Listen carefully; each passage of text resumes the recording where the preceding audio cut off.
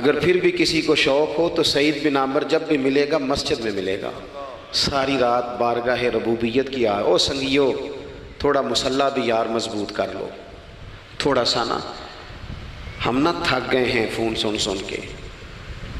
بہت سارے لوگ ایسے ہیں جن کے وجود نہیں اتنی تھکے جتنے دماغ تھک گئے، کمنٹس پڑھ کے کمنٹس دے کے رائے دے کے بڑے بڑے باصلاحیت لوگوں کے حافظے کمزور ہو گئے۔ خدا را اپنی صلاحیتوں کو زنگ لگا لو گے۔ یہ تو جتنے لوگ ہیں میڈیا چلانے والے، ان کو تو میڈیا چلانا ہے، اور اب تو پتہ نہیں کتنے چینل اور کتنے لوگ اور سوشل میڈیا پہ کتنے اور ادھر کتنے تو ادھر کتنے۔ خدا را کچھ وقت اگر مصلی پہ ملے تو آپ یقین کریں روح تازہ ہو جاتی ہے۔ لمبی لمبی دعائیں مانگیں، اپنے رب کو اپنے دکھ سنائیں، رسول پاک کی بارگاہ میں یہ نذرانے پیش کریں، آپ محسوس کریں گے وجود طاقتور ہوگا۔ حضرت سعید بن عامر کہنے لگے رات مصلی پہ گزارتا ہوں۔ دوسرا سوال آپ سے یہ کرنا تھا کہ یہ لوگ کہتے ہیں کہ آپ پہلے فجر میں آ جاتے تھے، اب اشراق چاشت کے بعد 9-10 بجے نکلتے ہیں۔ تو حضرت سعید بن عامر نے گردن جھکائی، کہا یہ میرا راز تھا، میری پرائیویٹ بات تھی۔ کہا جناب اب تو لوگوں کا سوال ہے۔ تو آپ فرمانے لگے میرے گھر میں خادم کوئی نہیں، غریب آدمی ہوں، بیوی بیمار ہو گئی ہے، 35 سال اس وفادار عورت نے میری ڈیوٹی کی ہے، بیماری میں چھوڑ دوں تو وفاداری تو نہیں نا۔ سویرے اٹھتا ہوں، گھر کا کام کرتا ہوں، پھر بیوی کے لیے ناشتہ بناتا ہوں، اسے کھانا کھلاتا ہوں، تیاری کرتے آتے دیر ہو جاتی ہے۔ دوسرے سوال پر لوگ رو پڑے۔ کہا تیسرا اعتراض آپ پہ یہ ہے کہ ہفتے میں ایک دن ملتے نہیں۔ تو حضرت سعید بن عامر کہنے لگے میں نے کہا تھا میرا پردہ نہ کھولا جائے، میں بڑا راضی ہوں رب کی عطاؤں پہ، میں کیوں کسی کے سامنے اپنا دکھ بیان کروں۔ گردن کو جھکا دیتا ہے خیرات کا پتھر، جہاں میں مانگنے والوں کے سر کبھی اونچے نہیں ہوتے، اور غیرت ہے بڑی چیز جہانے تگ و دو میں، پہناتی ہے یہ فقر کو تاج سردارا۔ آپ موقع دیں جی، بڑی مہربانی، چھوڑ دیں جی، تھوڑی 1 منٹ صرف جی ہمیں دیں، بولیں نہیں پیار سے جی، ناراض نہیں ہونا، آپ ہمیں موقع دیں۔ بات بھی اب تقریباً قریب ہونے کے قریب آئی۔ کہا حضرت سیدنا سعید بن عامر رضی اللہ تعالیٰ عنہ نے فرمانے لگے میں نے کہا تھا یہ میرا پردہ ہے، یہ نہ سنایا کریں آپ دکھ لوگوں کو۔ یہ غریب کہتے ہیں میں کسی امیر کے ساتھ لگ جاؤں گا تو کچھ بھی نہیں بنتا، چھوڑ دیں آپ، دکھڑے رب رسول کو سناؤ، خیرات بھی ملے گی اور عزت بھی ملے گی، وہ دیں گے اور کسی کو بتائیں گے بھی نہیں۔ حضرت سعید بن عامر رضی اللہ تعالیٰ عنہ سے تیسرا سوال ہوا۔ کہا جناب آپ ہفتے میں ایک دن ملتے نہیں۔ تو فرمانے لگے میرا راز تھا پر بتا دیتا ہوں، جوڑا ایک ہی ہے میرے پاس، ہفتے میں ایک دن دھو لیتا ہوں، پھر بیوی کے کپڑے پہن کے سارا دن بیٹھا رہتا ہوں، اگر دوسرا جوڑا ہو تو یہ کام نہ کروں۔ حضرت عمر رو پڑے۔ کہا جلدی سے چوتھے سوال کا جواب بھی دے، کبھی کبھی روتے ہو تو بے ہوش ہو جاتے ہو۔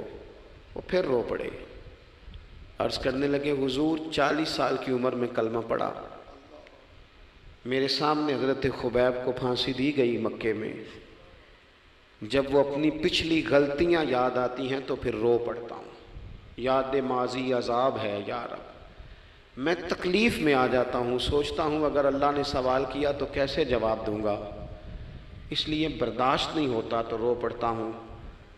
چاروں سوالوں کے جواب دیے تو حضرت سعید بن عامر کہنے لگے اب آپ نے مجھ سے سوالوں کے جواب تو لے لیے، اب میری سزا کا بھی تو اعلان کریں نا، بتائیں نا۔ تو حضرت عمر نے ہاتھ اٹھائے اور کیا لفظ کہے، کہے اللہ میرے نبی کی امت کو اس طرح کے کچھ اور لوگ بھی عطا فرما، کچھ اپنی زندگی میں دیانتدار ہو جائیں۔ تیسری بات آپ کی خدمت میں عرض کرنی ہے، رسول پاک صلی اللہ تعالیٰ علیہ وسلم نے نا ہمیں خالص کیا ہے، حضور کا سارا دین اخلاص کا درس دیتا ہے۔ یہ جو ریاکاری ہوتی ہے نا، نوجوانوں میری بات پہ غور کرنا، یہ جو ریاکاری ہوتی ہے نا، یہ بنیادی طور پر اداکاری ہوتی ہے۔ اداکاری بندہ زیادہ کر نہیں سکتا، تھک جاتا ہے۔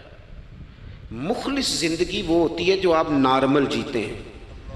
مخلص آپ ہوتے ہیں جب آپ اپنی والدہ کے پاس نہیں بیٹھے ہوتے، آپ نے جب 5 سٹار ہوٹل میں روٹی کھانی ہے نا تو تو پھر آپ کو پلیٹ کے ساتھ ٹیشو پیپر بھی ساتھ رکھنا پڑتا ہے. پھر رج کے روٹی کھائی بھی نہیں جاتی. رج کے کب کھائی جاتی تھی؟ میں ایک جگہ مجھے بڑے اچھے ہوٹل میں رکھا گیا اور مجھے بڑا انہوں نے محبت کی. تو جب میں لوٹ رہا تھا نا واپس پاکستان, تو مجھے کہہ رہے تھے آپ کو مزہ تو آیا ہوگا. میں نے کہا نہیں جی, سچ پوچھیں تو پھر یہ ہے کہ مزہ جب ہی آتا تھا جب اماں سویرے روٹیاں پکاتی تھی. وہ کہندی سی پتر ہے پیڑا نہ اتنے کول ہی لے آیا. تو اس کے پاس بیٹھتے تھے تو پھر اماں جب سالن دیتی تھی تو کہتی تھی ہور نہیں ملنا, دوجیاں نوں بھی دینا ہے. اور پھر لطف اس وقت آتا تھا جب بار بار کہتے تھے اماں جی چلو تھوڑا جاتے تھے ہونا ہونا تھوڑا جا. تو پھر اماں کئی دفعہ کہتی تھی کہ میں نے وہ اس سے نکال کے فریج میں رکھ دیا, بڑے بھائی نے کام سے آ کے روٹی کھانی ہے, اب یہ برتن ہے اسی کو صاف کر لے. او بھائی, میں نے اپنے ابا جی کو دیکھا خودداری کا. میں نے ایک دن ان سے پوچھا, میں کہ ابا جی تو انہوں پسند کی ہے؟ ہم پڑھتے تھے نا انٹرویو اخباروں میں, تو 2-4 سوال ہر بندہ پوچھتا تھا. اب تو انٹرویو زیادہ لوگ لیتے ہیں تو اب تو کبھی اتنا موقع ہی نہیں ہوتا کس کا سنیں کیا کریں, یہ تو چھوڑ دیا کام. اخبار میں کبھی انٹرویو آتا تھا تو مسجع مکفہ ہوتا تھا, لکھنے والے بھی اچھے ادیب ہوتے تھے, جملے چبھتے نہیں تھے طبیعت میں. تو 2-4 سوال بڑے ضروری ہوتے تھے, پھول کون سا پسند ہے, کھانے میں کیا پسند ہے, رنگ کون سا پسند ہے. یہ 2-4 سوال ہر ایک سے ہوتے تھے. میں نے اپنے والد صاحب سے ایک دن پوچھا, میں کہ ابا جی تو پسند کیے؟ تے فرمان لگے پتر جے تے لگی ہوئے بھوک تے پھر ہر تے جے نہ لگی ہوئے تے پھر نخرے ہی نخرے نے. تو اس لیے بھوک لگی ہو. وہ ہمیں پتہ کیا بتاتے تھے, میں آج بھی نا بہت ساری چیزیں گاڑی میں رکھ لیتا ہوں. آج بھی جو کھانا اپنی مرضی سے کھاتا ہوں وہ پیٹ بھر کے کھایا جاتا ہے. جو تصویروں کی شدت سے باہر ہوتا ہے وہ کھایا جاتا ہے, اس کو آپ قبول کر لیتا آپ کا وجود.